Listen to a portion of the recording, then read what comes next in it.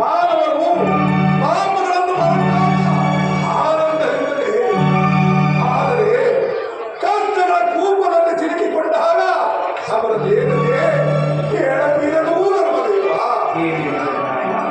ಭೂಲೋಕದ ನರ ಮಾನವರ ಪಾಪ ಕರ್ಮಗಳು ಅಷ್ಟೊಂದು ಅತಿ. ನನ್ನಲ್ಲಿ ನಿಮಗೆ ನಂಬಿಕೆ ಇಲ್ಲದಿದ್ದರೆ ನಾವೇ ಸ್ವತಃ ಭೂಲೋಕಕ್ಕೆ ಹೋಗಿ ಅಲ್ಲಿ ನಡೆಯುವ ಅನಾಚಾರ, ಅತ್ಯಾಚಾರ, ಅನೀತಿ, ಅಧರ್ಮಗಳನ್ನು ನಾವೇ ಒಮ್ಮೆ ವೀಕ್ಷಿಸಿ ಆಗ ತಿಳಿಯುವುದು. ಆಗಲಿ ಧರ್ಮರಾಯ, ನಾನೀಗಲೇ ಭೂಲೋಕಕ್ಕೆ ಹೋಗಿ ಅಲ್ಲಿನ ವಿಚಾರವನ್ನು ತಿಳಿದು ನಂತರ ಇದಾತನಿಗೆ ಬರೆದು ತಿಳಿಸುವೆನು.